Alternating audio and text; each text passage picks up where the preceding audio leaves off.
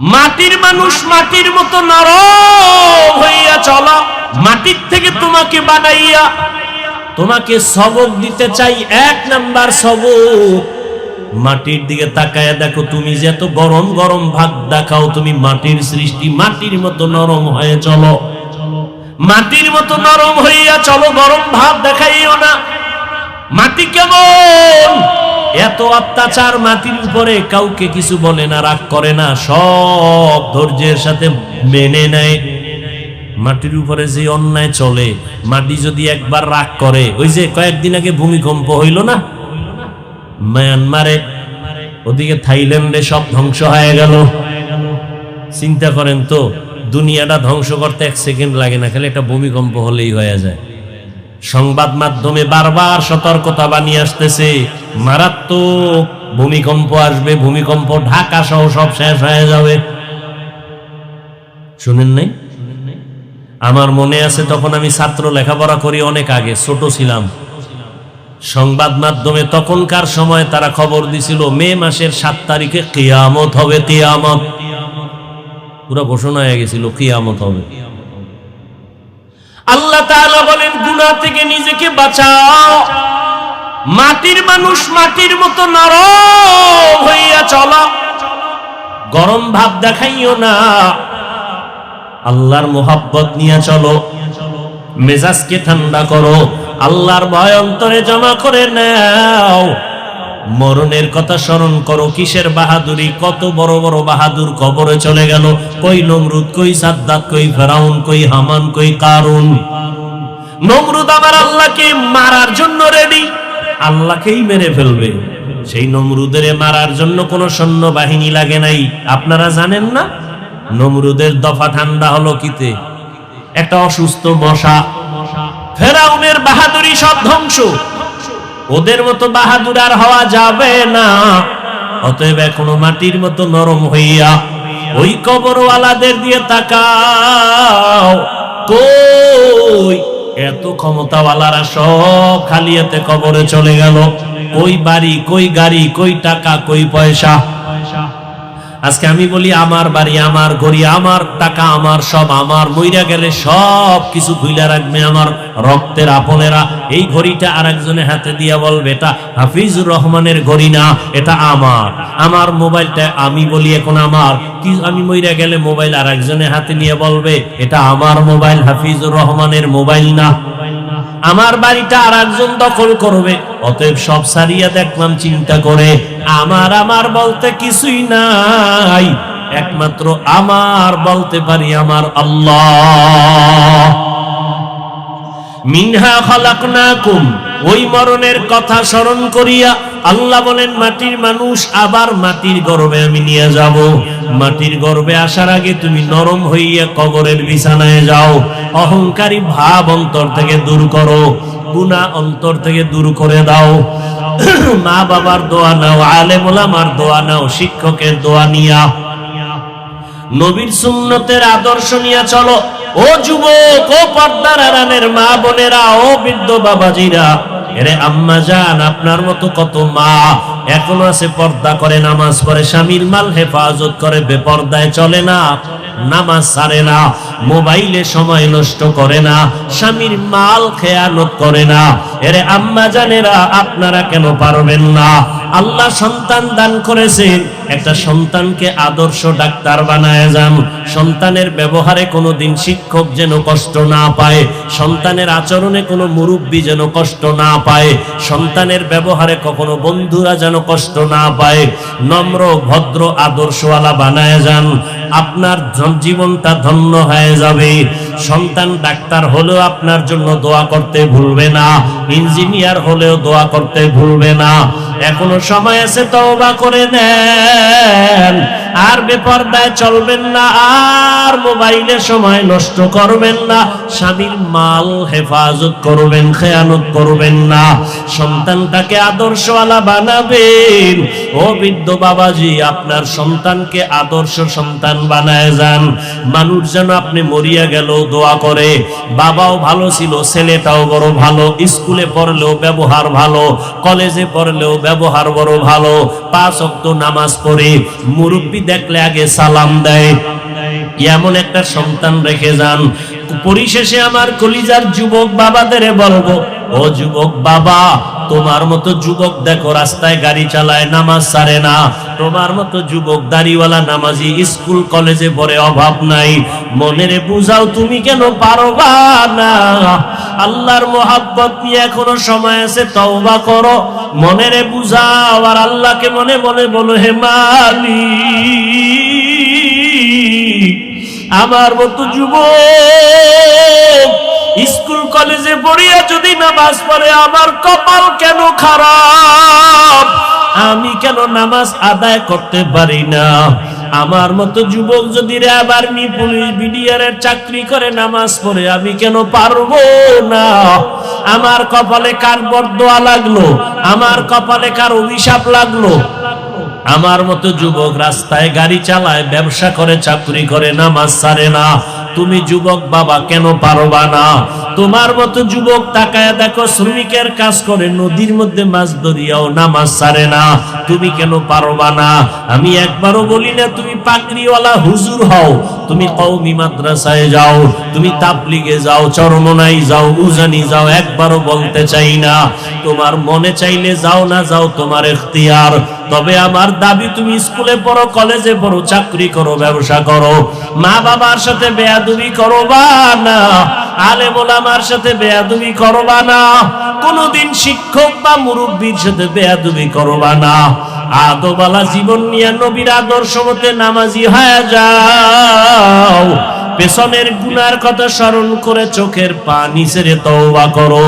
মরিয়া গেল আর দাড়ি কাটবা না, নামাজ ছাড়বা না, বেপরদায় চলবা না, মোবাইলে আর গুনাহ করবা না, মা বাবার বরদোয়া নিবা না, শিক্ষকের সাথে বেয়াদবি করে বরদোয়া নিবা না, ওলামায়ে কেরাম মুরব্বিদের দোয়া নিয়ে চলবা। তওবা করার মতো যদি কারো অন্তর তৈরি হয়, অন্তর যদি মুনাফিকি না থাকে, খাঁটি তওবার নিয়ত যাদের আছে, দুটো হাত আমার আল্লাহকে দেখায়া দাও। আয় আল্লাহ, হাতগুলো কবুল করে নেন, তওবা কবুল করে নেন, তওবার উপরে মজবুত হইয়া চলার তৌফিক দান করেন, আমিন। আলহামদুলিল্লাহি রাব্বিল আলামিন, ওয়াসসালাতু ওয়াসসালামু আলা সাইয়্যিদিল আমবিয়াই ওয়াল মুরসালিন ওয়া আলা আলিহি ওয়া আসহাবিহি আজমাইন। ইয়া আরহামার রাহিমিন, ইয়া আরহামার রাহিমিন, ইয়া আরহামার রাহিমিন। রাব্বিরহামহুমা কামা রাব্বায়ানি সগীরা। আল্লাহুম্মা ইন্নাকা আফুউন কারীম তুহিব্বুল আফওয়া ফা'ফু আন্না। আল্লাহুম্মা ইন্না নাসআলুকা রিযাকা ওয়াল জান্নাহ ওয়া নাউযু বিকা মিন সাখাতিকা ওয়ান নার। আল্লাহুম্মা ইন্না নাউযু বিকা মিনাল বারাসি ওয়াল জুনুনি ওয়াল জুযামি ওয়া সাইয়্যিল আসকাম। আল্লাহুম্মা ইন্নী যালামতু নাফসি যুলমান কাসীরান ওয়া লা ইয়াগফিরুয যুনুবা ইল্লা আনতা ফাগফিরলি মাগফিরাতাম মিন ইনদিকা ওয়ারহামনি ইন্নাকা আনতাল গফুরুর রহিম।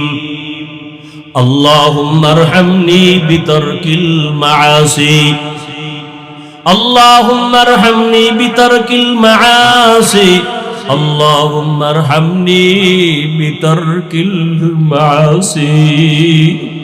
ও দয়ার মালিক, গুনাহের বোঝা নিয়ে আপনার দরওয়াজায় হাজির। দুনিয়ার মানুষের অনেকের বাড়ির দরওয়াজা এখন বন্ধ, আপনার রহমতের দরজা তো সব সময় খোলা। ও আল্লাহ, আমরা গুনাহ করে ফেলেছি। যেদিন দুনিয়াতে আসছিলাম কত পবিত্র, আমি দুনিয়াতে আসার পরে আমার মা বাবা কত আনন্দ মুখর পরিবেশে ছিলেন। আজকে সেই পবিত্র আনন্দময় জীবনটাকে নাপাক করে ফেলেছি। আমার গুনার খবর আমার মা জানে না, বাবা জানে না, ভাই বোনেরা জানে না। আমার গুনার কারণে এখন আমি তাকায়া দেখলাম, মনে হয় আমার হাত দুইটা নাপাক। আমার গুনার কারণে আমার জবানটা নাপাক হয়ে গেছে। আমার গুনার কারণে আমার চোখ নাপাক, আমার অন্তর নাপাক। তওবার নিয়তে হাত তুলেছি, আর গুনাহ করব না। গুনার কারণে দিলটা পাথর, চোখে পানি নাই। একটা সন্তান যদি মা বাবাকে হারাইয়া কান্না করতে পারে, ও আল্লাহ, আমরা তোমার পরিচয় হারাইয়া কেন কাঁদতে পারি না? আমাদের গুনার কারণে দিলটা পাথরের মতো হয়ে গেছে। ও আল্লাহ, দিলটা নরম বানায় দেন, কান্নাওয়ালা চক্ষু দান করেন। ও সিরাজদি খানের মুসলমান, দুনিয়ার ঘরে আগুন লাগলে পানি ছাড়া ঠান্ডা যেমন হয় না, জাহান্নামের আগুন যে গুনার কারণে জ্বলিয়া উঠল, তোমার আমার গুনার কারণে তোমার আমার মা বাবার কবরে জাহান্নামের আগুন চোখের পানি ছাড়া ঠান্ডা হবে না।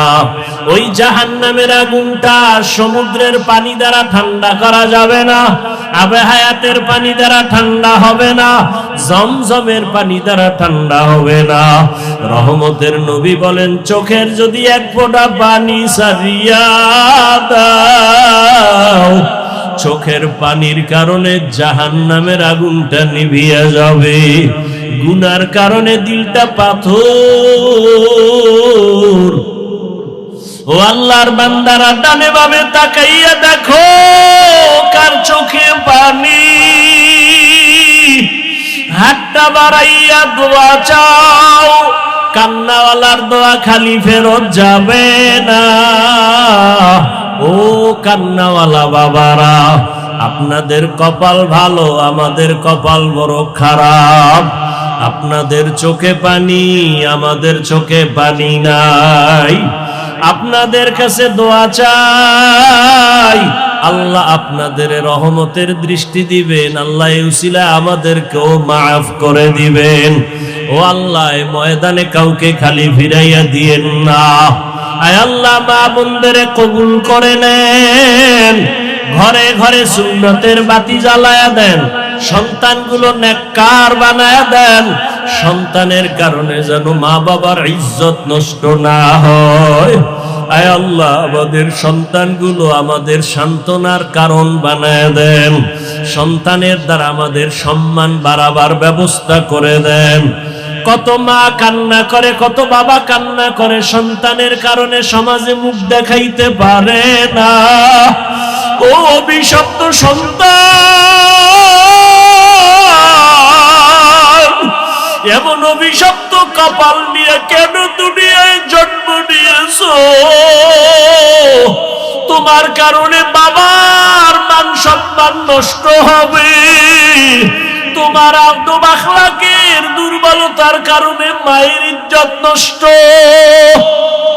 তোমার মতো সন্তানের অপরাধের কারণে তোমার মাকে মহিলারা বাজে কথা বলে, তোমার চরিত্রের কারণে তোমার বাবাকে সমাজের মানুষ খারাপ বলে।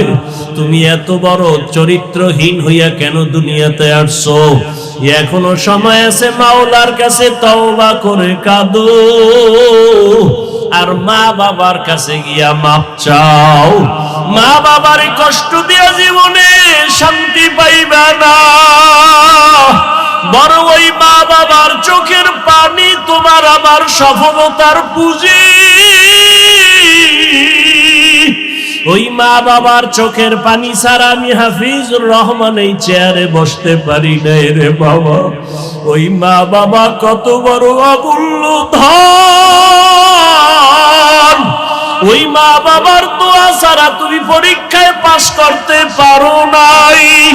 ওই মা বাবার চোখের পানি আর দোয়া ছাড়া টাকার মালিক হতে পারো নাই। ওই মা বাবার দোয়া চোখের পানি ছাড়া তুমি সম্মানের চেয়ার পাও নাই। ওই মা বাবার কাছে মাপ চাইও, বাবারে হাতটা ধইরা বলিও, বাবা মাফ করিয়া দাও, আর জীবনে বেয়াদবি করব না। ও আমার কলিজার বাবারা, বাসায় যাইয়া মাকে বলিয়া মাপ চাইয়া নিও।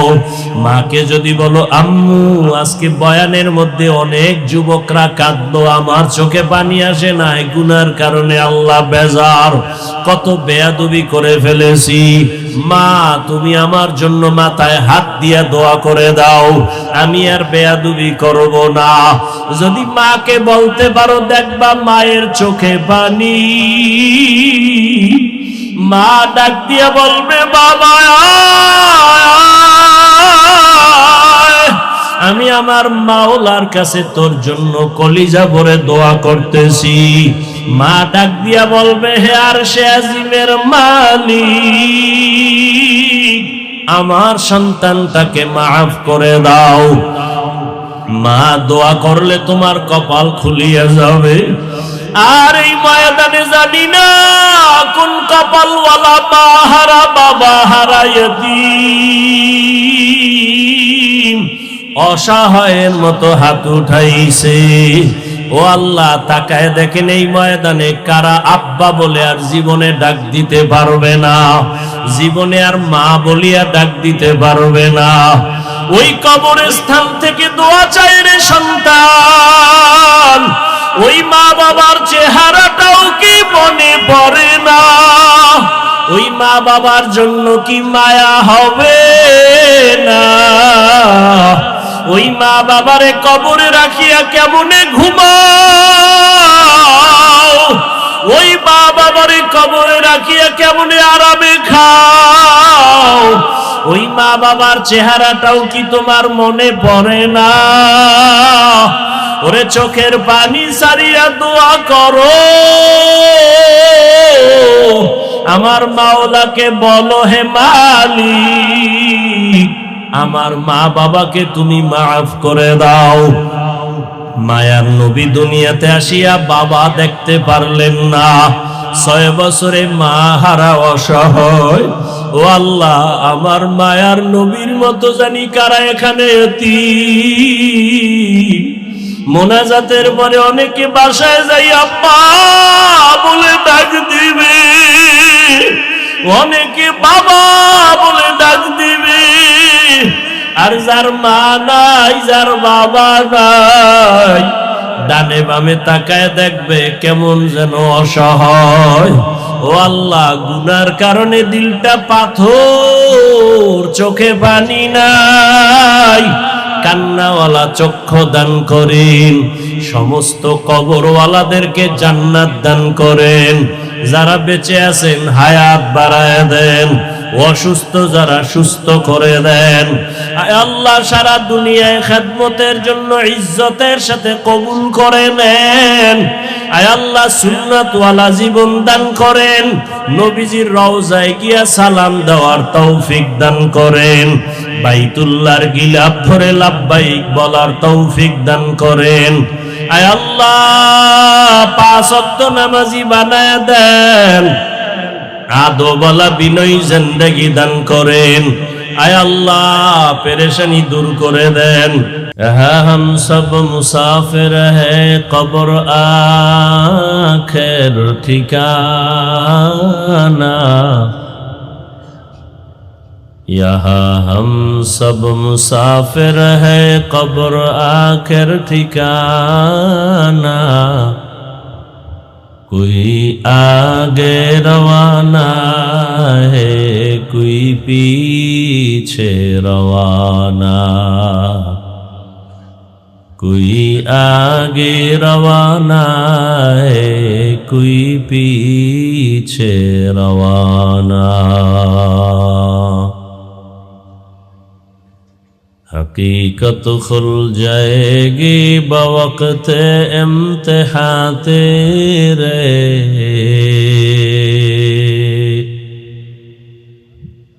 हकीकत खुल जाएगी बवक्त इम्तिहान तेरे। कि सुस्ती में या मेहनत में गुजारी जिंदगी तूने। کہ سستی میں یا محنت میں گزاری زندگی تو نے، دین کی سورج ڈوب رہی ہے ہم لوگوں کی سامنے، دین کی سورج ڈوب رہی ہے ہم لوگوں کی سامنے، روز محشر کیا جواب ہے مصطفیٰ کی سامنے، روز محشر کیا جواب ہے مصطفیٰ کی سامنے۔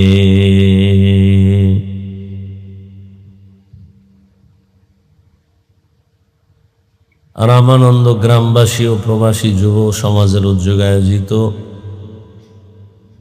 কবরবাসী রুহের মাগফিরাত কামনায় আজকের এই ওয়াজ ও দোয়ার মাহফিল 6 এপ্রিল 2025।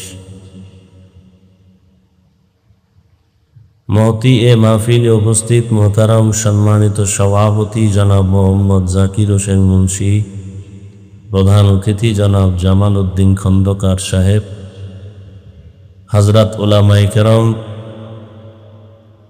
অত্র এলাকার বিভিন্ন স্থান থেকে আগত আল্লাহ পাকের আশিকিন, জাকিরিন, শাকিরিন, মুহিব্বিন, মুরব্বিয়ান এজম,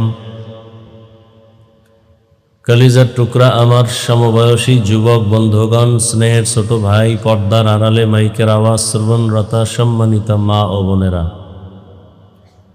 আল্লাহ পাকের দরবারে শুকর যে আল্লাহ আমাদেরকে সুস্থ রেখেছেন এবং পৃথিবীর শ্রেষ্ঠ মজলিস, উলামায়ে আহলে হকের মজলিস, গুনাহ মাফের মজলিস, তওবা কবুলের মজলিস, বরকতিয়ে মজলিসে আমাদেরকে হাজির হওয়ার তৌফিক দান করেছেন। নিয়ামতের শুকর আদায়ার্থে ঈমানের আওয়াজকে উঁচু করে এক আওয়াজে উচ্চ কণ্ঠে সকলেই মহব্বতে কালেমাতুশ শুকর উচ্চারণ করি আলহামদুলিল্লাহ।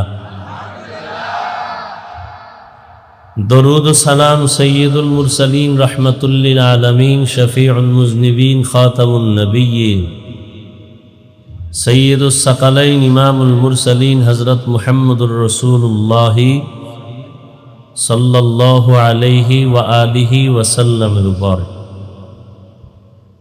সর্বোপরি শুকর যাদের অক্লান্ত পরিশ্রমের মাধ্যমে আজ সুন্দর আয়োজন, সময়, পরামর্শ, অর্থ দিয়ে দোয়া করে উপস্থিত হয়ে মাইক, লাইট, প্যান্ডেলের ব্যবস্থাপনার মাধ্যমে সহযোগিতা যারা করেছেন, প্রত্যেককেই আল্লাহ পাকের খেদমতের বরকতে দুনিয়াতে শান্তি, পরকালে চিরমুক্তির ব্যবস্থা করে দিন। উলামায়ে হযরত আলোচনা করেছেন, আপনারাও ধৈর্যের সাথে শুনছেন। আমি আপনাদের সামনে সংক্ষিপ্ত 2-4টি কথা বলার নিয়তে কোরআনে হাকিমের এক আয়াতে কারিমা, নবীজির হাদিস থেকে একটি হাদিস পড়েছি। ইখলাস ও রুহানিয়াতের সমন্বয়ে সহি নিয়তে, সহি তরিকায়, সহি কিছু কথা কোরআন সুন্নাহর আলোকে আমি বলতে পারি, আপনারা শুনতে পারেন মতো দয়াময় আল্লাহ সে তৌফিক দান করুন।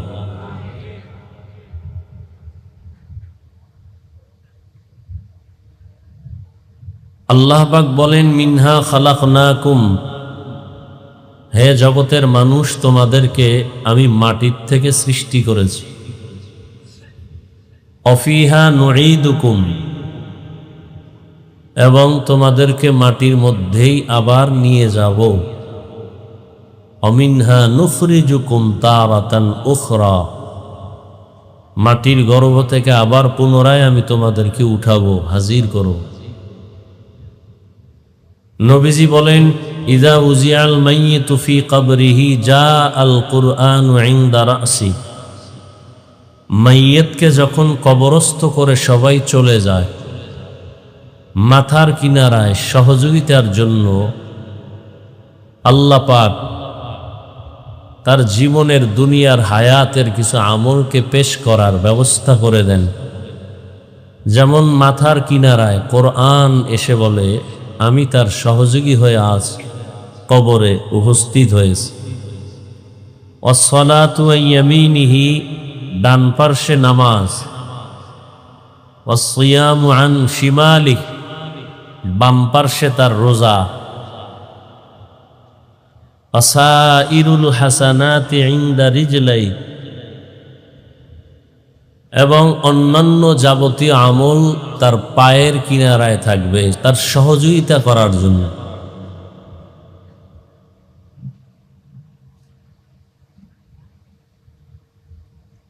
আল্লাহ রাব্বুল আলামিন দুনিয়াতে মানুষ সৃষ্টি করেছেন এবং মানুষকে সৃষ্টির শ্রেষ্ঠ মর্যাদা দান করেছেন। মানুষের মতো শ্রেষ্ঠ কোনো প্রাণী আল্লাহ বানান নাই, কিয়ামত পর্যন্ত আর কোনো প্রাণী আল্লাহ সৃষ্টি করবেন না। মানুষের মতো সৃষ্টি জগতে আর শ্রেষ্ঠ কোনো প্রাণী নাই। নূরের সৃষ্টি শ্রেষ্ঠ না, আগুনের সৃষ্টিও শ্রেষ্ঠ না। একমাত্র সৃষ্টির শ্রেষ্ঠ হলো মানুষ। ঘোষণাকার, জবান খুলেন, কথা বলেন, কিছু বুঝার চেষ্টা করেন।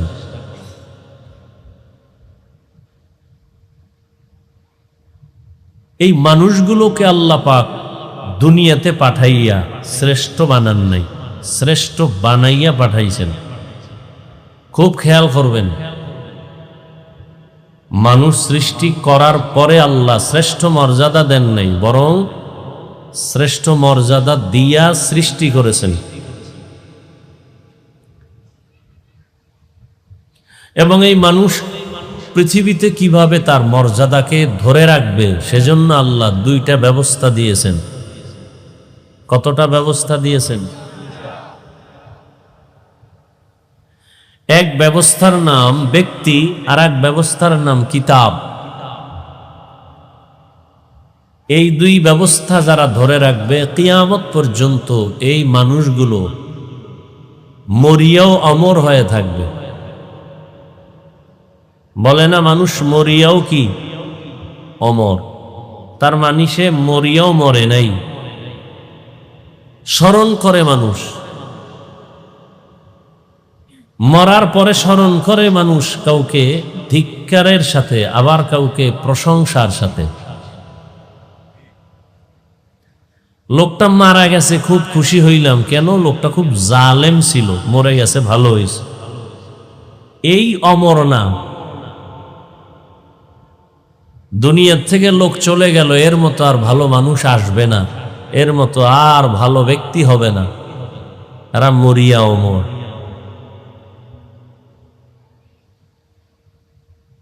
হাটহাজারীর আহমদ শফি রহমতুল্লাহ আলাই, জুনায়েদ বাবু নগরী রহমতুল্লাহ আলাই সহ বড় বড় আল্লাহওয়ালা যারা চলে গেছেন এরা মরিয়াও অমর। এদের জীবন কতটা ফুটন্ত গোলাপের মতো, মৃত্যুর আগ পর্যন্ত বড় বড় শাইখুল হাদিস, বড় বড় আল্লাহওয়ালারা তাদের জুতা টানার জন্য অপেক্ষায় থাকতেন। এদের জীবন কতটা দামি। আর আপনি টাকার মালিক ঠিক, কিন্তু আপনার জুতা সোজা করে দিবে এমন একটা ছেলে আপনি জন্ম দিতে পারেন নাই। বরং অবস্থা এমন যে ছেলের জুতা আপনাকে সোজা করতে হবে, পরিস্থিতি এমন হচ্ছে। কারণ জীবন ভর আপনি চিন্তা করে আল্লাহ যে শ্রেষ্ঠত্ব দিছেন তা ধরে রাখেন নাই, উল্টা পাল্টা করেছেন। মনে হয় পুরা হারামের চাদরে আপনার জীবন আটকায় গেছে। কামাই রুজি, ব্যবসা বাণিজ্য, লেনদেন, চরিত্র, আখলাক সব হারাম, বিয়া শাদী সব হারাম। বিয়া করতে যায় খাইছেন হারাম। যাদের অন্তরে সুন্নতের মোহাব্বত নাই তারা সুন্নতের আমল করতে অনাগ্রহী। যাদের মধ্যে সুন্নতের মায়া আছে তারা ভুলে উল্টাপাল্টা করলো, বুঝার পরে সে মানার জন্য পাগল হয়ে যায়। দেখেন, আমাকে কিছু কথা বলার সুযোগ দিবেন? হ্যাঁ, বয়ান তো মুখস্থ করে করা যায় না। কি বয়ান করব এটা লিস্টি করে আসি নেই। এখানে বসার পরে নিয়ত যা করছি, জবানে যে আয়াত আসছে তাই পড়ছি। কি কথা বলবো তাও জানি না, আসতেছে বলতেছে। বলার সুযোগ দেওয়ার মানে আপনারা বোবা হয়ে থাকবেন না। আমার কথার সাথে আপনাদের আমাকে আওয়াজ দিতে হবে, উৎসাহ দিতে হবে। কারণ বয়ান করব আমি, কিন্তু এই যে মাইকে কথা বলি, পাওয়ার কি এইটা? ওই হরেনের পাওয়ার কোথায়? মাইকের পাওয়ার কোথায়? কোথায়? মেশিনে। সহজ কথাটা, পাওয়ার কোথায়? মেশিনে। আমি জবান দিয়ে কথা বলতেছি, বাতিনি পাওয়ার আসমান থেকে আসবে, জাহেরি পাওয়ার আপনাদের হাতে। আপনারা ভলিউম বাড়াবেন, আমারটা বাড়বে, কমাবেন তো আমারটা কমে যাবে। খুব সহজ কথা, বুঝার চেষ্টা করবেন, পেঁচগোছ নাই, সহজ কথা। আমার বয়ান করার সুযোগ দিতে হবে আপনাকে, আওয়াজ দিতে হবে, কথা বুঝার চেষ্টা করতে হবে। ভুল হলে ধরাইয়াও দিবেন, লোকমা দিবেন। লোকমা দিতে হবে না? ইমাম সাহেব নামাজে দাঁড়ায় যদি ভুল করে লোকমা দিবেন না? তবে লোকমা দেওয়ার নিয়ম আছে না? নাই। হ্যাঁ, বেয়াদবি করা যাবে না, নিয়ম অনুযায়ী লোকমা দিতে হবে। ইমাম যদি ভুল করিয়া ফেলায়, কলারটা ধরিয়া পিছনে টান দিয়ে বলবেন আপনার পিছনে আর নামাজ করব না। এটা কি লোকমা না বেয়াদবি? খবরদার, লোকমা দিবেন, বেয়াদবি করবেন না, সাবধান। আমাদের সমাজে লোকমার নামে বেয়াদবি করে। আলেমের ভুল ধরার জন্য এদেশে কোনো আলেম নাই, কথা বলেন না কেন? তো ইমামের লোকমা দেওয়ার জন্য পিছনে যোগ্য ব্যক্তি আছে, তারা দিবে, না দিলে সব মুসল্লিদের দায়ভার আলেমরা নিবে। আপনার টেনশন কি? তা আলেমরা ভুল করলে আলেমরা লোকমা দিবে। আপনি ফেসবুকে বাজে কথা লেখা আপনার আব্বার কবরে আজাবের কারণ হন কেন? আপনার কপালে কারো বড়দোয়া লাগছে মনে হয়। কারণ অভিশপ্ত কপাল পোড়া ছাড়া আলেমের বিরোধিতা কেউ করে না। ওর উপরে মা বাবার অভিশাপ আছে, এজন্য আলেমের বিরোধিতা করে। ভালো সন্তান কখনো আলেমের পিছে লাগবে না, দূর বাদ দাও, আল্লাহ দেখবে, আল্লাহ বিচার করবে, আমার খাইয়ে লইয়ে কাম নাই, কত আকাম আছে, এডি বাদ দাও। আর যার কপাল খারাপ, ও সব বাদ দিয়ে আলেমের পিছনে লাগবে, শেষ পর্যন্ত ওর জিন্দেগি মরার আগেই মরা শেষ হয়ে যায়। মরে যাবে না, মরার আগে মরার অবস্থায় থাকবে, মরবে না। নষ্ট মানুষগুলো বেশি দ্রুত মরে না, ওটা বহু জ্বালায়। মায়েরে জ্বালাইব, বাবারে জ্বালাইব, হুজুরগো জ্বালাইব, বউরে জ্বালাইবে, ছেলে মেয়েরে জ্বালাইব, জ্বালাইতে জ্বালাইতে জ্বালাইতে ওর যত মনের আশা মিডাইয়া এরপরে মরবে। মরার সময় হয়তো পাও ভাঙবে, ঠ্যাং ভাঙবো, গাড়ির তলে, চাকার তলে মাথা ঢুকে যাবে অজান্তে। এইরকম কিডনি নষ্ট হবে, ক্যান্সার হবে, বিছানায় পড়ে থাকবে বছর বছর। তাড়াতাড়ি মরবে না। ও যেরকম জ্বালাইছে ও জ্বলতে হবে না? ও মায়েরে জ্বালাইছে, এই জ্বলাটা জ্বলবে, বাবারে জ্বালাইছে, সেই জ্বলা জ্বলবে, ও আলেমরে জ্বালাইছে, সেই জ্বলাটা জ্বলবে, তো তাড়াতাড়ি মরবে না। আল্লাহ হেদায়াত দান করুন। তো দুনিয়াতে আল্লাহ মানুষ বানাইয়া মানুষের শ্রেষ্ঠত্ব ধরে রাখার জন্য ব্যবস্থা দিয়েছেন কয়টা? দুইটা। এক ব্যবস্থার নাম ব্যক্তি, অর্থাৎ একটা ছেলে পরীক্ষায় পাশ করার জন্য দুইটা মাধ্যম লাগে। কি লাগে? মাধ্যম। এক মাধ্যম হলো প্রাইভেট মাস্টার লাগবে, কোচিং মাস্টার। আর কোচিং মাস্টার আর থাকবে তার প্রাইভেট প্রশ্নপত্র আয়ত্ত করার জন্য থাকবে প্রশ্নপত্রের গাইড। কি লাগবে? শুধু গাইড থাকলে হবে? গাইড বুঝাইয়া দেওয়ার লোক লাগবে না? লাগবে। তুলনামূলক এই গাইডের থেকে কোচিং মাস্টারের মূল্য কম না বেশি? কোনো ক্ষেত্রে গাইড না হলেও চলে, মাস্টার বুঝাই দিলেই হয়। কিন্তু মাস্টার তো তার সাথে বাথরুমে ঢুকবে না, তার সাথে হলে যাবে না, তারে অল টাইম বুঝাবে না, তাকে বুঝাবে একটা টাইম। কিন্তু সে ভুলে যাওয়ার ভয়ে মনে রাখার জন্য তার কাছে গাইড থাকবে অল টাইম। ঠিক পৃথিবী পরীক্ষার হল। আমরা আসছি পরীক্ষা দিতে, পরীক্ষায় পাশ করার জন্য গাইডও লাগবে, গাইড বুঝাইয়া দেওয়ার মাস্টার লাগবে। এই দুই ব্যবস্থার একটা বাদ দিলে ও দুনিয়াও ধ্বংস, আখেরাতও ধ্বংস। এটাকে আমি সহজ ভাষায় বললাম ব্যক্তি আর কিতাব। ব্যক্তিটাও দিবেন আল্লাহ, কিতাবও দিবেন আল্লাহ।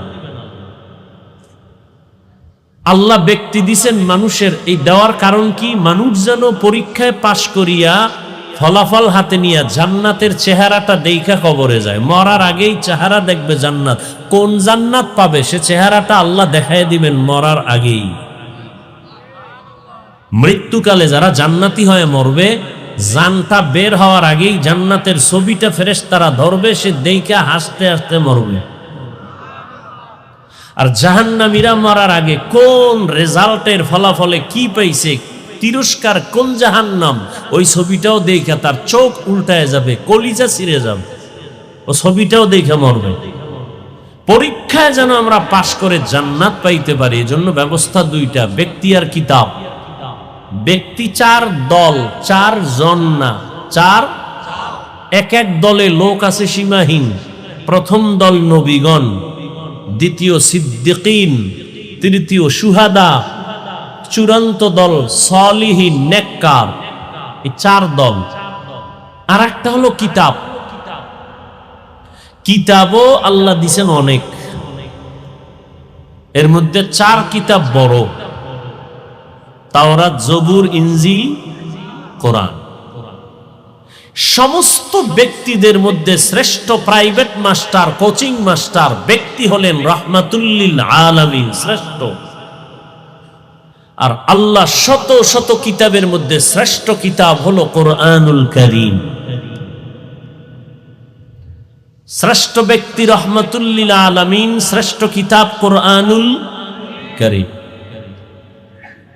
এই দুইটা আল্লাহ দিছেন, কিয়ামত পর্যন্ত এই দুইয়ের বিকল্প নাই। যারা একটা মানবে আর একটা মানবে না, এরা মরার আগেই ধ্বংস। দুনিয়াও বরবাদ, আখিরাতও বরবাদ। সমাজে এই মানুষও আছে, একদল বলে আমরা ব্যক্তি মানি, কিতাব মানি না, এরা গোমরা, এরা ভণ্ড। আর একদল বলে আমরা কিতাব মানি, ব্যক্তি মানি না, কোরআন মানি, হাদিস মানি, কোনো হুজুর মানি না, মাযহাব মানি না, ব্যক্তি মানি না, পীর মানি না, ওলি মানি না, আউলিয়া মানি না, এরাও ভণ্ড। খবরদার, ভালো হইতে সময় লাগে অনেক, কপাল পড়তে 1 সেকেন্ড লাগে না। বাসা পর্যন্ত যাওয়ার গ্যারান্টি নাই, খুব সাবধান। ব্যক্তিদের মধ্যে শ্রেষ্ঠ ব্যক্তি রাহমাতুল্লিল, আর কিতাবের মধ্যে শ্রেষ্ঠ কিতাব। এই দুই জিনিস যখন আসলো, কোথায় আসছে প্রথম? মক্কায়। কোথায়? খুব খেয়াল করেন। আচ্ছা, আমি এটি মুখস্থ করে আসছি বাসার থেকে। এই কথাগুলো এখানে হয়তোবা দরকার হতে পারে, এই জন্য আল্লাহ আমাকে বলাইতেছেন। মুখস্থ করে বয়ান করা যায় না, এটি ভুয়া কথা। আর দেখে দেখাও বয়ান করা যায় না, ওই বয়ানে কোনো আসর হয় না, অ্যাকশন হয় না।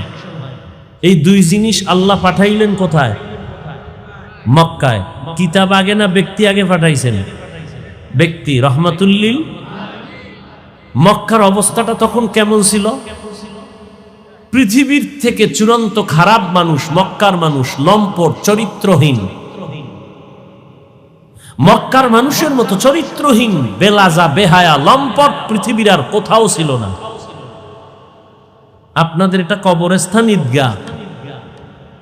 আশেপাশের মানুষ উল্টাপাল্টা করে, গান বাজায়, অন্য কিছু করে, কিন্তু মসজিদ, কবরস্থান, ঈদগাহর পাশের মানুষগুলো তুলনামূলক একটু অন্যায় কম করে। ঠিক কেন? পাশে কবর, পাশে মসজিদ। সারা দুনিয়ার মানুষ উল্টাপাল্টা বেশি করবে, মক্কার মতো ঘরের পাশে বইয়া মানুষ এত খারাপ কেন? কথা বুঝছেননি?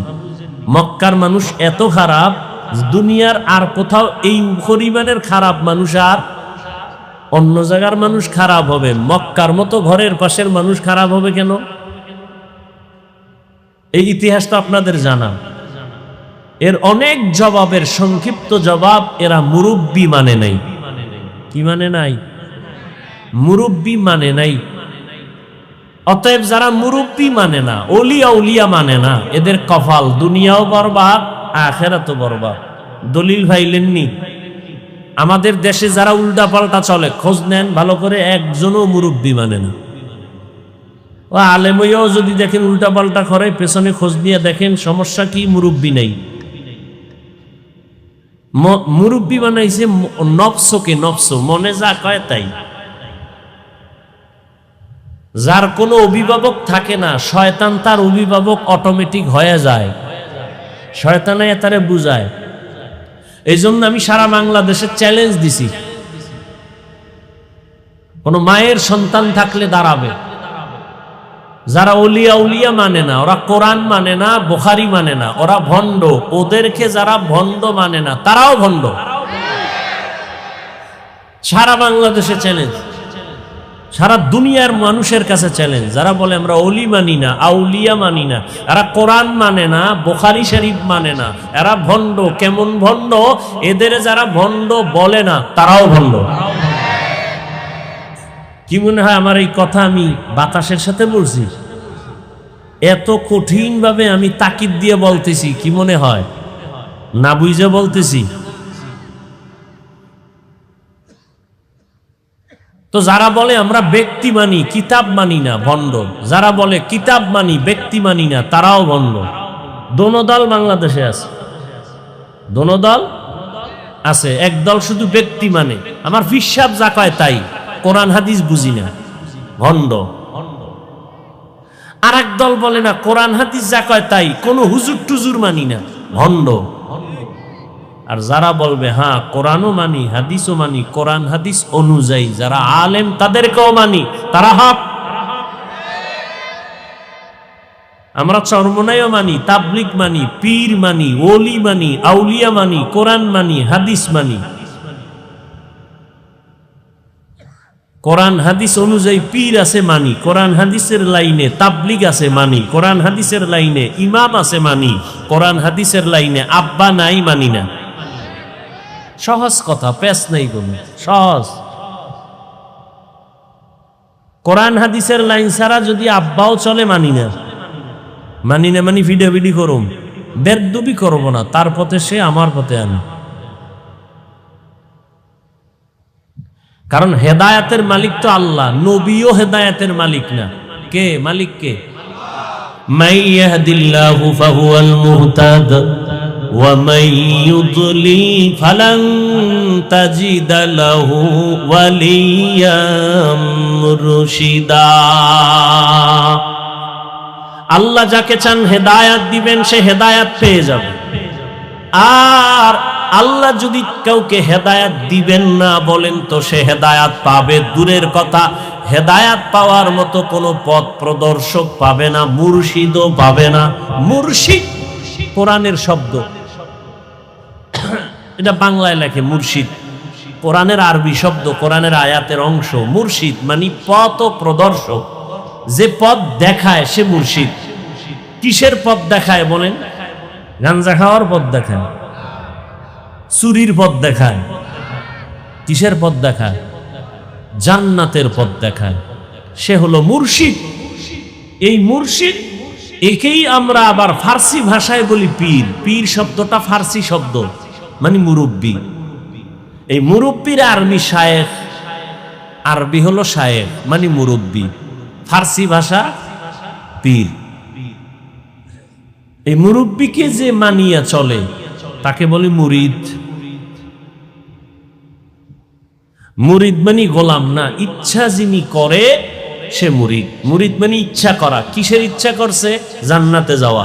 পথ চিনে না, তখন পথ যদি না চিনে, ভাই সাহাবায়ে কেরাম কোরআন হাদিস বুঝতেননি, বলে জানতেননি, মানতেননি। কোরআন হাদিস তাদের হাতে ছিল নি? ছিল। কোরআন হাদিস হাতে থাকতে নবীকে তারা অনুসরণ করলেন কেন? শুধু কোরআন হাদিস দিয়া সব সমাধান হবে এজন্য ইসলামের দলিল 4টা বানায় দিছে: কোরআন, হাদিস, ইজমা, কিয়াস।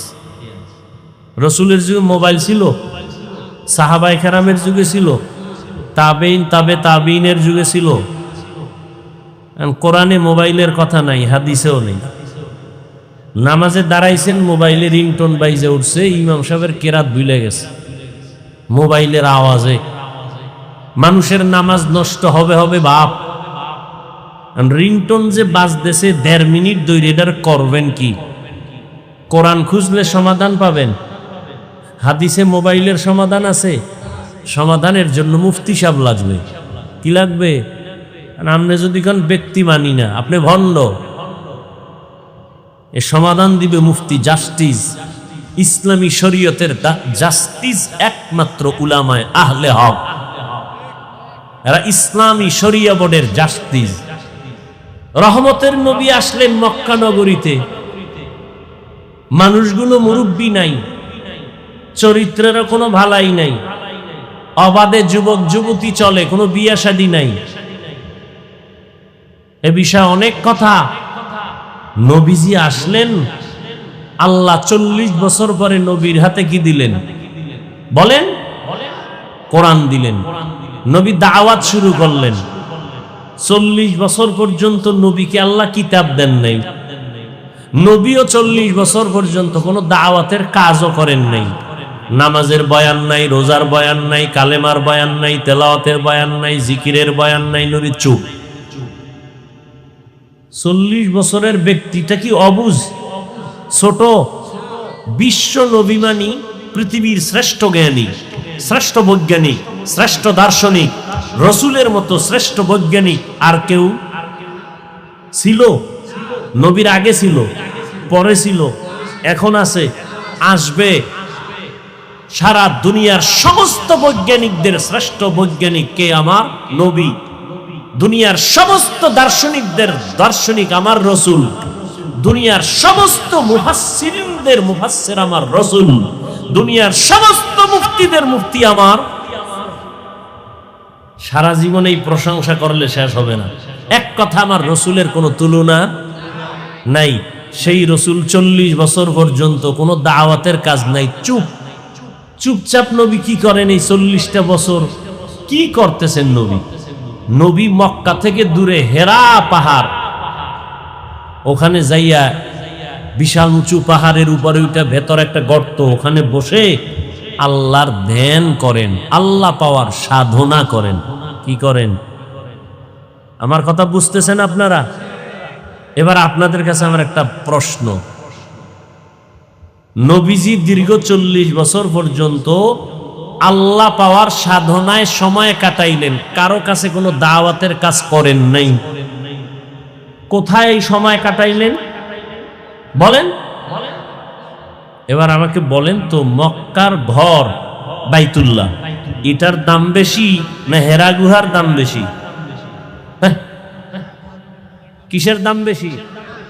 বাইতুল্লাহর দাম বেশি। কোরআনের আয়াত, ইন্না আউওয়ালা বাইতি মুজিআ লিন-নাসি লাল্লাযী বিবাক্কাতা মুবারাকান ওয়া হুদা, মুবারাকান ওয়া হুদাল লিল আলামিন। কোরআনের আয়াত। বাইতুল্লাহ কত দামি! বাইতুল্লাহর দিকে যে হাজী সাহেব যায় প্রথম তাকাইব, প্রথম নজর দিয়া যা বলবে তাই কবুল। বাইতুল্লাহ এমন একটা হেদায়েতের ঘর, যার এরিয়ার মধ্যে ঢুকলেই বান্দা যত বড় অন্যায়কারী হোক, এখন আর তাকে গালি দেওয়া যাবে না, কারণ হাজাল বালাদি নিরাপদ শহর। 13টারে জবাই কইরা বাইতুল্লাহর এরিয়ায় ঢুকছে, পৃথিবীর কোন আদালত তাকে আর গ্রেফতারি পরোয়ানার অর্ডার দিতে পারবে না। হারাম। কোটি কোটি মানুষের জবাই করে যদি বাইতুল্লাহর এরিয়ায় ঢুকে পড়ে, পৃথিবীর কোন আদালত তার বিরুদ্ধে কোনো অ্যাকশন নিতে পারবে না। হারাম। ওখান থেকে বের হইলে সাইজ করো, যতক্ষণ বাইতুল্লাহর এরিয়ার মধ্যে থাকবে চোখ দিয়ে গরম নজরে তাকানো হারাম। এত দামি বাইতুল্লাহ, যেই বাইতুল্লাহর এরিয়ার মধ্যে একবার যদি বলে সুবহানাল্লাহ, 1,00,000 বার সুবহানাল্লাহর সওয়াব। যেই বাইতুল্লাহর এরিয়ায় দাঁড়ায় বলবে আল্লাহ, কয়বার? একবার বলবে, 1,00,000 বার বলার সওয়াব। যেই বাইতুল্লাহর দিকে শুধু তাকায় থাকবে, কিছু পড়বে না, এমনি তাকায় থাকবে, যতক্ষণ তাকাইবে ততক্ষণ সওয়াব। সেই বাইতুল্লাহ দামি না হেরা পাহাড় দামি? সেই বাইতুল্লাহ থুইয়া রহমতের নবী হেরা পাহাড়ের গুহায় কেন 40 বছরের মতো সময় কাটালেন? এই জবাব আমার দেশের উলামায়ে কেরাম যদি ভালো করে গবেষণা করতেন, অনুধাবন করতেন, কোনদিন পীর আউলিয়ার খানকার বিরোধিতা করত না। আউলিয়ারা কারে উকবা ইখতিয়ার, জাহেলারা কারে দুনিয়া ইখতিয়ার। মাইলে মোমেন সোয়ে মোমেন মিশাওয়াদ, মাইলে কাফের সোয়ে কাফের মিশাওয়াদ। আমরা আহলে হক, যারা হক তাদেরকে সম্মান করি, মহব্বত করি। যারা ভণ্ড বাতিল তাদেরকে আমরা মহব্বত করি না। কেন? যে আল্লাহর দুশমন সে আমাদেরও দুশমন, যে রসুলের দুশমন সে আমাদেরও দুশমন। সোজা কথা। এত সুন্দর রহমতের নবী আসছেন, 40 বছর পর আল্লাহ তাআলা নবীকে কোরআন দান করেছেন। কোরআন আসলো তো দাওয়াত শুরু হয়ে গেল। নবী এবার হেঁটে হেঁটে মানুষের দ্বারে দ্বারে যায়, দাওয়াত দেয়। কুলু লা ইলাহা ইল্লাল্লাহ তুফলিহুন, মান ক্বালা লা ইলাহা ইল্লাল্লাহ দাখালাল জান্নাহ। কালেমার দাওয়াত শুরু হয়ে গেল 40-এর পরে। রহমতের নবী দাওয়াত দিয়া দিয়া ওই চরিত্রহীন লম্পট মানুষগুলো কেমন যেন এখন নবীর দলে আসতেছে। চরিত্রহীন মানুষগুলো রহমতের নবীর অনুসরণ করে কোরআনের লাইনে যখন আসলো, এই মানুষগুলো এতটা দামি হয়ে গেল, আল্লাহ পাক জিব্রাইল আমিনকে লিস্টি নিয়ে পাঠায়, কয় নবীরে গিয়া লিস্টি দেখাও। এই লিস্টিতে যাদের নাম আছে এরা বিনা হিসাবে জান্নাতি। আতিনা ফি দারে দুনিয়া না হাসান, আতিনা ফি দারে উকবানা হাসান, ইয়া গিয়াসাল মুস্তাগীসিন ইহদিনা ইফতিখারা বিল উলুমে ওয়াল গিনা। তাহলে মক্কার মানুষ চরিত্রহীন ভালো হয়ে গেল। কেমন ভালো? জান্নাতের সুসংবাদ মরার পরে না আগেই। কেমন সুসংবাদ, কেমন দামি! ইতিহাসের পৃষ্ঠা উল্টাইয়া দেখো, রহমতের নবীকে জবাই করার জন্য তরবারি নিয়ে দৌড়ায় পৃথিবীর নিকৃষ্ট সন্ত্রাসী। নাম কি? ওমর। নবীকে জবাই করে কল্লাটা নিয়ে আসবে, আবু জাহাল 100 লালুর পুরস্কার দিবে। রহমতের নবীরে যাইয়া জবাই করবে, তরবারি নিয়ে ওমর দৌড়ায়। আল্লাহর আদালত থেকে হেদায়েতের লাইন ফিরে গেল, রহমতের নবীরও দোয়া কবুল হয়ে গেল। ওই ওমর তরবারি ফালাইয়া রহমতের নবীরে দেখলেন, আর কালেমা পড়ে মুসলমান হয়ে গেল। এমন দামি এখন ওমর। ওমর এখন যেই পথে চলে, শয়তান ওই পথে চলতে ভয় পায়। ওমরের নাম শুনলে এখনো কেমন যেন খালি গরম গরম বাতাস। কেমন বান্দা! নবীরে জবাই করতে যায়, হেদায়েতের মালা গলায় লেগে গেল। ওমরের এখন রাস্তা দিয়া চললেই শয়তান চলে না, শয়তান আসে না, ওমরের দেখলে পালায়। হ্যাঁ, সিরাজদি খানের এক যুবক কয়, শয়তান আমারে দেখলেও পালায় কেন? বলে, ওর থেকে বড় শয়তান আমি। কারণ এই পরিমাণ আকাম আমি করতে পারি, শয়তানে আকামের খবরই জানে না। কি শয়তানও এই আকামের খবর জানে না? বাংলাদেশে যে আকামগুলি ঘটে মাঝে মাঝে, ঠিক নি? কঠিন, শয়তানও পারে না। যুবক মদের বোতল নিয়ে রাস্তা দিয়ে হাঁটে, হঠাৎ করে নজর করে দেখছে ওমর আসতেছে। ওমর ভয় পেয়ে গেছে। ওমর মানি কথার আগে তরবারি। মদের বোতল ফালাইলে ওমরের নজর হয়ে গেছে, ফালাইলে মাইরের আর বাঁচার উপায় নেই, মাইর খাওয়া লাগবে, মদের বোতল ফালাই আর না ফালাই। এবার দিল খুইলে আল্লাহরে ডাক দিছে, আল্লাহ ওমরের তে বাঁচাও, জীবনে আর মদ পান করবো না। ওমর তো কাছে আইয়েই কয়, বোতলটা দে। যুবক দেয় না, ভয় কয় দে। যুবক যখন মদের বোতল ওমরের হাতে দেয়, শরীরটা কাঁপতেছে, অন্তর কাঁপতেছে, আল্লাহর কাছে কান্না করেছে, দোয়া করেছে, আল্লাহর মদ পান করব না, ওমরের হাত থেকে বাঁচাও। ওমর বোতল নিয়ে দেখে এক ফোঁটা মদও বোতলে নাই, পুরা বোতল সাদা দুধে ভরা। কার কুদরত? দিনের বেলা রাজনীতি করে, রাষ্ট্র পরিচালনা করে, রাতের বেলা এলাকায় ঘুরে ঘুরে খবর নেয় চুপে চুপে। হঠাৎ নজর করে দেখে বাগানের মধ্যে বাতি জ্বলে, গিয়ে দেখে ছোট একটা ঘর, ওমর চুপচাপ দাঁড়ানো, একা, কেউ দেখে না, ওমর একা দাঁড়ানো। শুনতেছে দুই মহিলার আওয়াজ, একজন মা আর একজন মেয়ে। মা বলতেছে, এই কলিজার সন্তান, বাজারে দুধ বিক্রি করতে নিয়ে যাবি, গাভীর দুধ, পানি বেশি দিয়া নিস। মেয়েটা বলে, আম্মু খবরদার, আর বলবা না, ওমর যদি খবর পায় কল্লা ফালায় দিবে। মা কয়, ওমর দেখবে না। ওমর শুনতেছে, মা কয়, ওমর দেখবে না। মেয়ে ডাক দিয়ে কয়, মা, ওমর যদিও দেখবে না, তবে ওমরের আল্লাহ তো দেখবেন। ওমর এতটুকু শুনে চলে গেছে। পরের দিন ওই মেয়ে মা দুজনকে ডাকছে আদালতে। কে ডাকছেন? ওমর ডাইকা কয়, ভয় তো পাইয়েই গেছে। ওমর বলে, কোনো ভয় নাই, আমার এরিয়ার মধ্যে আপনাদের মতো ধন্য সন্তান পাওয়া বড় কঠিন। আপনার মেয়ে বড় ভালো মেয়ে, বড় চরিত্র সুন্দর, বড় আদবওয়ালা, আল্লাহর ভয় তাকওয়াওয়ালা। বলে, হ্যাঁ। আমি অন্যায়ের পথ দেখাইলো, মেয়ে পথ দেখতে চায় না। ওমর কয়, লাখ কোটির মধ্যে এরকম একটা মেয়ে পাওয়া কঠিন।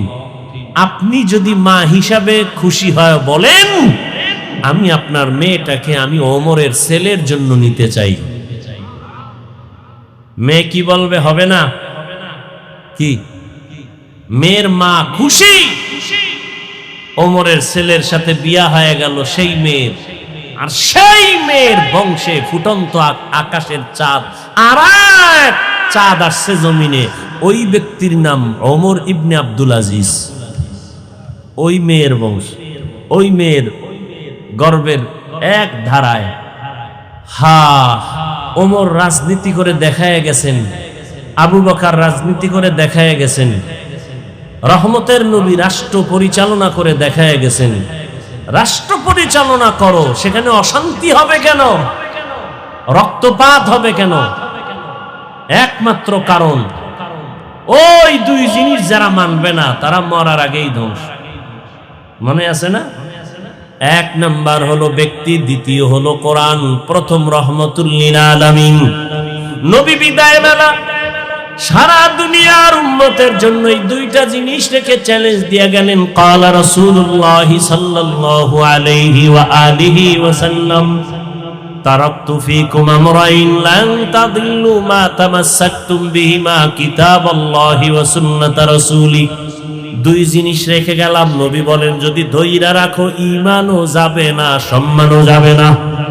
এক নম্বরে আল্লাহর কিতাব কোরআন, দ্বিতীয়টা হলো আমি মুহাম্মদের, যারা পাবা না তাদের জন্য আমি মুহাম্মদের রেখে যাওয়া সুন্নাত। নবীরে আর পাবো? নবীরে পাবো না, কিন্তু নবী আমাদের জন্য তার আদর্শ রেখে গেছেন। ও বাবা, সন্তান বিবাহ তুমি যদি করতে চাও, কেমন মেয়ে ঘরে নিবা? রহমতের নবী আদর্শ শিখে গেছেন। ওই আদর্শ মতো বিয়া করো, বিয়ার মধ্যে দেখবা শান্তি। ওই আদর্শ মতো সন্তান নাও, সন্তান হবে সান্ত্বনার সন্তান, চোখ জুড়ানো সন্তান হবে। নবীর আদর্শ মেনে তুমি খানার প্লেটে বাও, খাইয়া দেখবা পেটটা ঠান্ডা। উল্টা পাল্টা খাইবা, তোমার অশান্তি মরার আগেই শুরু হয়ে যাবে। নবীর আদর্শ মতে বিবাহের সিঁড়িতে পা রাখো। নবী বলেন বিয়ার আগে ভালো মা ঘরে নাও। এমন একটা মা ঘরে নাও বলে কেমন মা বলে, যেই ফল খাইতে চাও গাছটা ভালো হলেই তো ফল ভালো, মা যদি ভালো হয় তো সন্তান ভালো। একটা ভালো সন্তানের মা বাবা হয় যদি কবরে যাও, তুমি মরিয়াও অমর। একটা সন্তান ইঞ্জিনিয়ার হোক বাধা নাই, ডাক্তার বানাও বাধা নাই, প্রফেসর বানাও বাধা নাই, এসপিডিসি বানাও বাধা নাই। সন্তান যদি তেলাওয়াত করে, নামাজ পড়ে, মা বাবার জন্য দোয়া করে, এই সন্তান মা বাবার জন্য নাজাতের জরিয়া হবে। এরকম মা ঘরে আসেননি?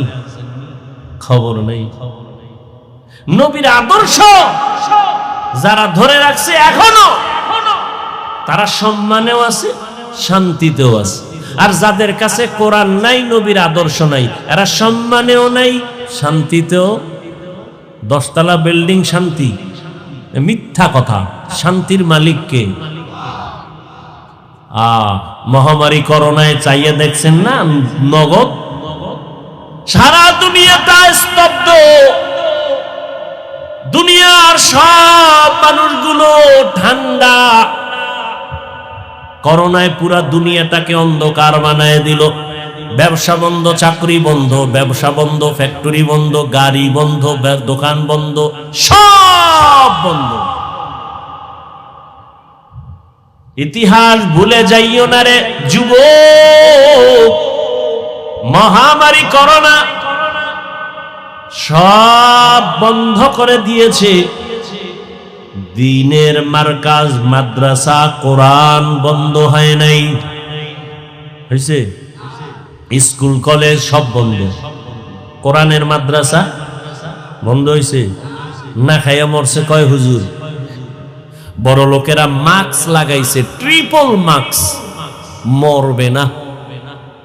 যমুনা গ্রুপের মালিক তো মইরা সুটকি হয়ে গেছে, মরে নাই।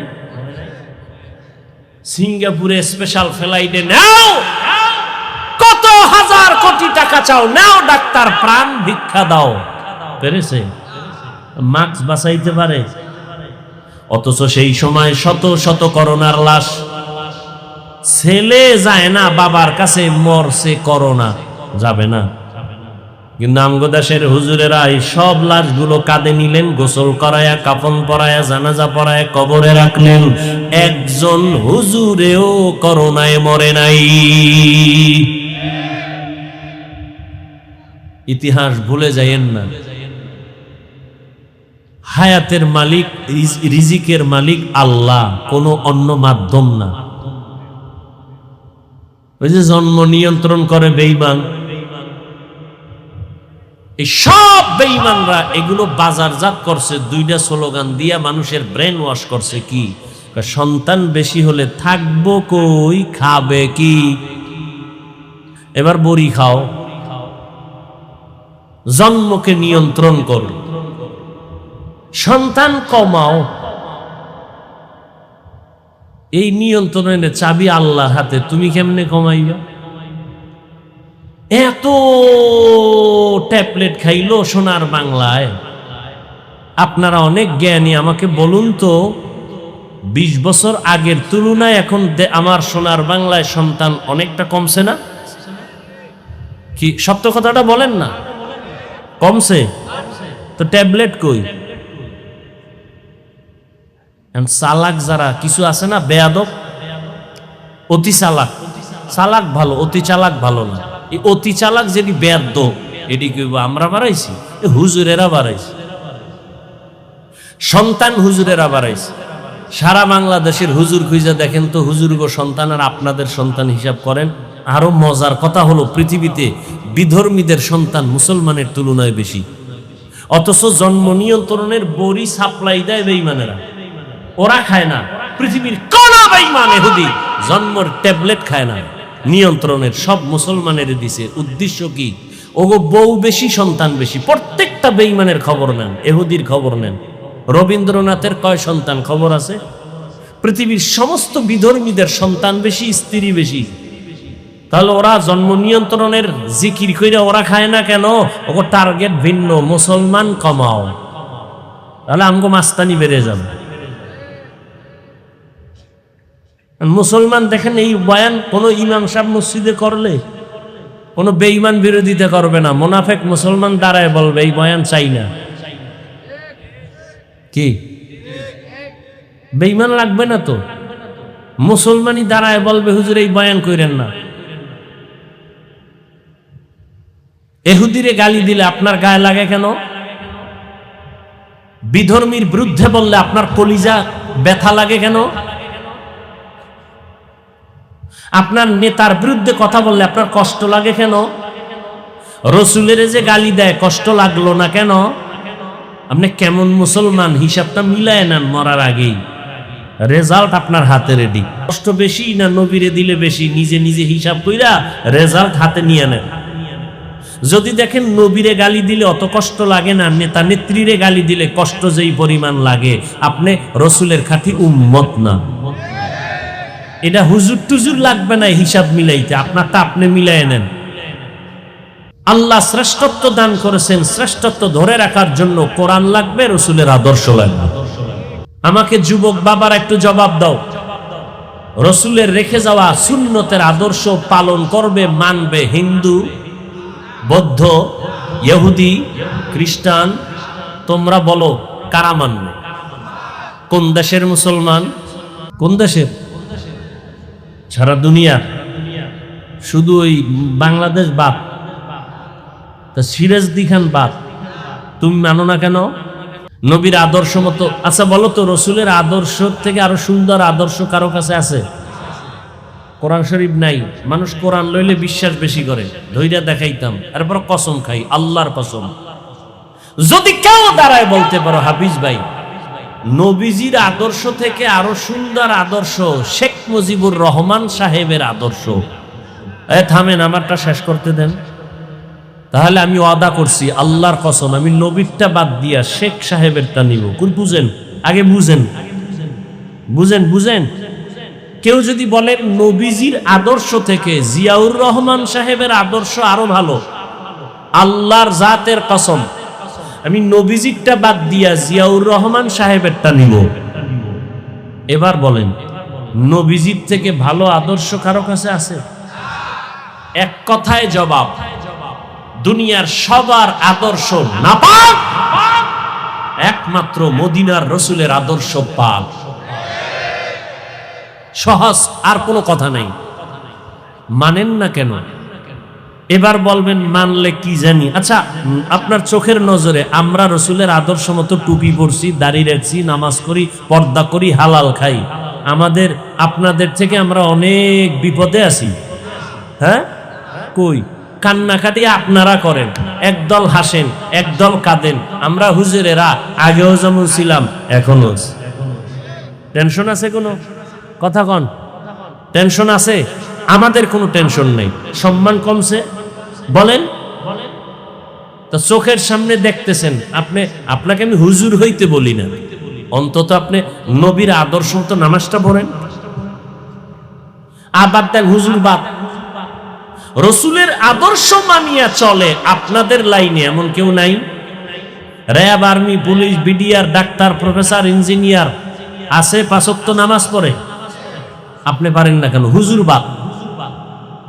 আপনার লাইনের ব্যক্তি যদি আপনার মতো ব্যবসা করে, নামাজ পড়ে, আপনি পারেন না কেন? আপনার মতো যুবক, আপনার মতো জেনারেল লাইনের ব্যক্তি নদীর মধ্যে মাছ ধরে নামাজ পড়ে, আপনি পারেন না কেন? আপনার মতো ব্যক্তি জেনারেল লাইনে থাইকা স্কুলে কলেজে পড়ে, নামাজ পড়ে, আপনি পারেন না কেন? কি ওয়াজ শুনবেন? এটা আসল ওয়াজ। বুঝবেন না বুঝবেন সেটা আপনার বিষয়। এ রাস্তায় গাড়ি চালায় ড্রাইভারেরা নামাজি নাই, তা আপনি পারেন না কেন? আমি তো হুজুর হইতে বলি না, সব হুজুর বাদ, 5 মিনিটের জন্য সব বাদ। আপনাদের লাইনের লোকগুলো দিয়ে আপনাকে বুঝাইতেছে।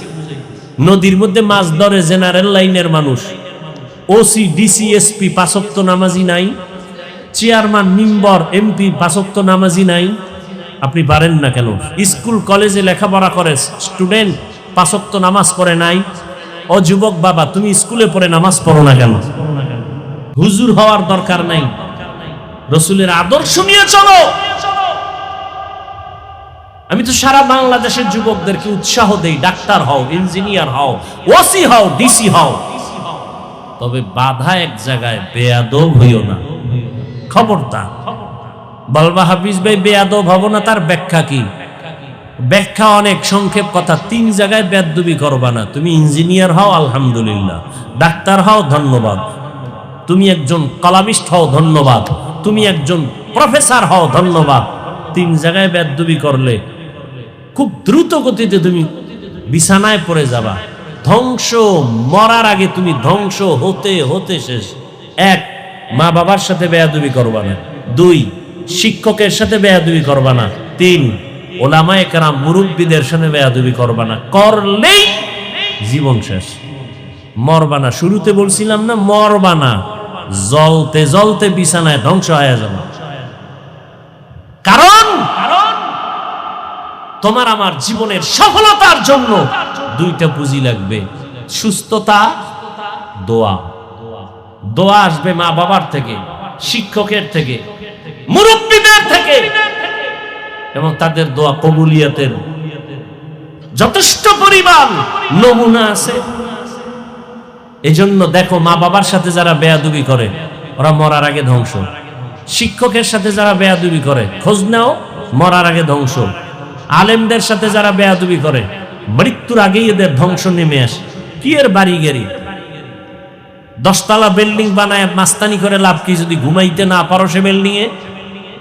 সুইস ব্যাংকে কোটি কোটি টাকা রেখে লাভ কি যদি বংশের কেউ সে টাকা ভোগ করতে না পারে? কি লাভ হবে এই মাস্তানি করে? এর সে খেরের ঘরে আলু ভর্তা দিয়ে খেয়ে ঘুমানো ভালো, প্যারাডো গাড়ি বাদ দিয়ে রিক্সা চালানো ভালো।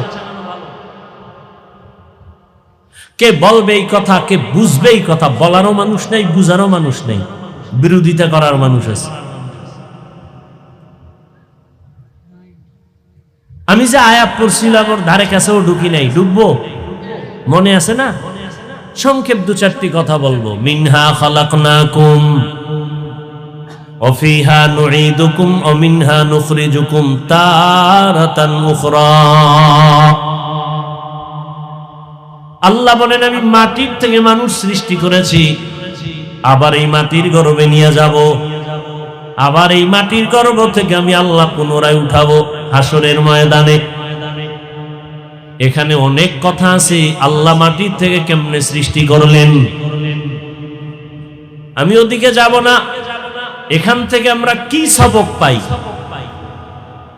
কসাসুল আউয়ালিন মাওয়াইজুল আখিরিন, অতীতের ইতিহাস পরবর্তী প্রজন্মদের জন্য উপদেশ বাণী। অতীতের কিসসা কাহিনী থেকে আমাদের শিক্ষা নেওয়া দরকার। নমরুদের কিসসা, ফেরাউনের কিসসা কোরআনে আছে, নবীদের কিসসা কাহিনী আছে, আছে না নাই? বলেন। এত ভেজাল, এত ভেজাল, ধর্ম নিয়ে ভেজাল। ভারত, পাকিস্তান, বাংলাদেশে, পৃথিবীর আর কোথাও এত ভেজাল নাই। ধর্ম নিয়ে যেই বাড়াবাড়ি ভেজাল আমগো সমাজে। বয়ান করবে, মানুষের পাও দইরা দিনের পথে ডাকবে, সেখানে আউলা জাউলা কথা বলে মানুষকে বিভ্রান্ত করে। বলে কিসসা কাহিনীর ওয়াজ আমরা করি না, বলে না, বলে না। কত বড় বাহাদুর! কিসসা কাহিনীর ওয়াজ করি না। কি বুঝাতে চাও বাঙালিরে? অথচ পৃথিবীর মধ্যে শ্রেষ্ঠ কিসসা কাহিনীর কিতাব হলো কোরআন। পৃথিবীর মধ্যে শ্রেষ্ঠ কিসসা কাহিনীর কিতাব হলো হাদিস। 2000-এর উপরে কোরআনে আয়াত আছে শুধু কিসসা কাহিনী, কিসসা কাহিনী। কোরআন শরীফের মধ্যে কিসসার বয়ান আছে, সাপের কিসসা, বাঘের কিসসা কোরআনে আছে না নাই? ওলামায়ে কেরাম আছে? হ্যাঁ, বুঝান, ভালো করে বুঝান। কোরআন শরীফের মধ্যে হাতির কিসসা আসেনি? বলেন। মশা মাছির কিসসা আসেনি? ব্যাঙের কিসসা আসেনি? তাহলে জাতির এই কথা কেন বলেন আমরা কিসসা কাহিনীর বয়ান করি না? 2000 আয়াত আছে শুধু কিসসা কাহিনী, কিসসা কাহিনী, কিসসা কাহিনী। আর হাদিসের মধ্যে হাজার হাজার কিসসা কাহিনী আছে। এরপর বলবেন, হাফিজ ভাই আপনার কথা বুঝছি, কিন্তু আমরা তো এটা বলি না। কোরআন হাদিসের বাইরের কেচ্ছা। হ্যাঁ, আমরা তাবলীগওয়ালা, দেওবন্দি, চরমনাই, উজানি যারা বলেন, আমরা পীর আউলিয়ার যারা ভক্ত হয় কথা বলি, আমরা অনেক আল্লাহওয়ালাদের কেচ্ছা বলি, কিন্তু এমন কেচ্ছা বলি না যে কেচ্ছা বলার দ্বারা মানুষ দিন থেকে দূরে যাবে। আমরা এমন আল্লাহওয়ালার কেচ্ছা বলি যেই কেচ্ছা শুনলে মানুষের দিল নরম হয়, বেনামাজি নামাজি হয়, বেপর্দাওয়ালা পর্দাওয়ালা হয়। সমস্যা কোথায়? আল্লাহ হেদায়াত দান করুন। আল্লাহ বলেন, মানুষ মাটির থেকে তোমাকে সৃষ্টি করেছি, মাটির সৃষ্টি শ্রেষ্ঠ, নূরের সৃষ্টি শ্রেষ্ঠ না। সিদ্ধান্ত কার? আগুনের সৃষ্টি জিনেরা শ্রেষ্ঠ না, একমাত্র আল্লাহর কাছে শ্রেষ্ঠ মাটির সৃষ্টি মানুষ। সিদ্ধান্ত কার? স্থায়ী না অস্থায়ী? জানা থাকলে বলেন, আল্লাহরই স্থায়ী সিদ্ধান্ত মানে নাই কে? বলেন। মাটির সৃষ্টি, কথা বলেন, মাটির সৃষ্টি শ্রেষ্ঠ, মাটির সৃষ্টি নূরের সৃষ্টি শ্রেষ্ঠ না, আগুনের সৃষ্টি শ্রেষ্ঠ। ঘোষণা কার? সিদ্ধান্ত কার? স্থায়ী নয় স্থায়ী, মানে না কে? ইবলিস। মাটির সৃষ্টি শ্রেষ্ঠ যারা মানে না, তারা ইবলিসেরই বন্ধু। কথা বলেন না কেন? মিনহা খালাকনাকুম, আল্লাহ মাটির থেকে মানুষ বানাইয়া সৃষ্টির শ্রেষ্ঠ মর্যাদা দান করেছেন। ওয়ালাকাদ কাররামনা বানি আদম ওয়া হামালনাহুম ফিল বাররি ওয়াল বাহরি ওয়া রাযাকনাহুম মিনাত তাইয়্যিবাত ওয়া ফাদ্দালনাহুম আলা কাসীরিন মিম্মান খালাকনা তাফদীলা। বনি আদম বড় দামি, মাটির থেকে আল্লাহ সৃষ্টি করেছেন, শ্রেষ্ঠ মর্যাদা দান করেছেন।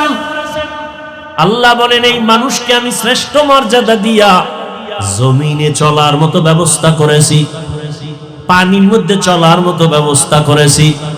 যেই লোহা পানির মধ্যে ফেলে দিলে ভাসে না ডুবে যায়, কিন্তু মানুষের মেধা দিয়া সেই লোহা দিয়া বড় বড় স্টিমার বানাইয়া এক দেশ থেকে অন্য দেশে ব্যবসার জন্য মালামাল টানাটানি করে। এই ব্যবস্থা কে করেছেন? একমাত্র আমার আল্লাহ। আল্লাহ বলেন, এই মানুষের জন্য আমি পিওর খানার আয়োজন করেছি। ও মানুষ, আমি আল্লাহ পিপিলিকার খানা দেই, গর্তের পিপিলিকার খানা কে দেন? বলেন। উড়ন্ত পাখির খানা কে দেন? জমিনের মধ্যে জঙ্গলে হাজারো প্রাণী আছে, কে খাওয়ায়? এরে আল্লাহর গোলাম, নদীর মধ্যে কোটি কোটি ধরনের প্রাণীর খানা কে দেন? ওই যে বড় বড় সমুদ্র, আটলান্টিক মহাসাগর, প্রশান্ত মহাসাগর, বড় বড় সমুদ্রের নীল তিমি আছে, নীল তিমি আছে না নাই? এক একটা নীল তিমির প্রতিদিনের খাদ্য তালিকা 1000 কেজি চিংড়ি মাছ। সুবহানাল্লাহ বলবেন না? কে খাওয়ায়? কোহে কাফ একটা পাহাড়ের নাম, ওই পাহাড়ে একটা প্রাণী বসবাস করত, সিমোর্গ।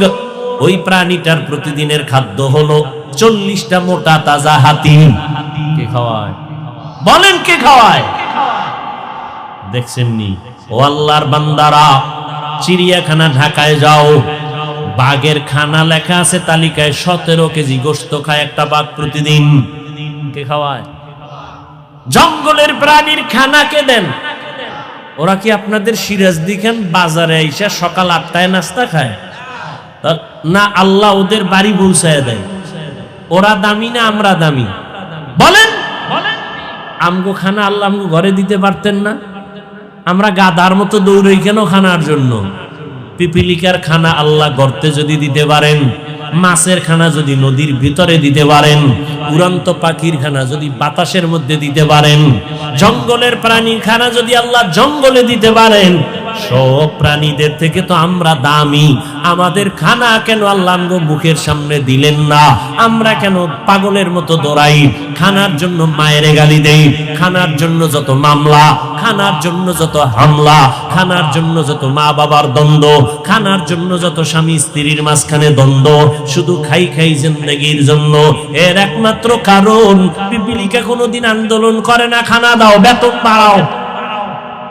আন্দোলন করছে? পিপিলিকা তার খানা জাগা মতো পায়। আমরা মানুষ দামি হইয়া কেন আন্দোলন করি? বেতন বাড়াও, রিজিক বাড়াও, খানার তরকারি বাড়াও, আমাদের খানার সবজির দাম কমাও। কেন কেন কেন? একমাত্র কারণ ওই পিপিলিকা ঠিক মতো টাইম মতো খানা পায়, জঙ্গলের প্রাণ টাইম মতো খানা পায়, নদীর মাছ টাইম মতো খানা পায়। একমাত্র কারণ আল্লাহরে ওরা মানে, আল্লাহ ওদের যা প্রয়োজন চাওয়ার আগে মিটায়। আর আমরা আল্লাহর পেয়ারা গোলাম হইয়া আল্লাহকে মানি না, এ কারণে আমরা টাইম মতো খানাও পাই না। এজন্য আমাদের খানায় কষ্ট। বনি ইসরাইলের না আল্লাহ আসমান থেকে দিছিলেন? কোরআন শরীফে ঘটনা আছে না? আসমান থেকে আল্লাহ খানা দিছেন বনি ইসরাইল মুসা নবীর উম্মতের। সন্ধ্যাবেলা ওই যে কুয়াশা বুঝেন না, নিশির পরে ওই কুয়াশার মতো হালুয়া পড়তো, বৃষ্টির মতো জমিন ভরপুর হয়ে যায়, আর ছোট একটা পাখি বুনা করা এরকম পড়তেছে। আল্লাহ কয় মুসা মজা পাইয়া যেন রাইখা না দেয়, যখন একটা তখনই যেন খেয়ে ফেলে। যদি আগামীকালের জন্য রাইখা দেয়, পরের দিন বন্ধ করে দিব। বনি ইসরাইলরা ওই বুনা গোশত আর হালুয়া খাইয়া যেই মজা পাইছে, আজকে সব খাইস না, কালকের জন্য রেখে দাও। যখন রেখে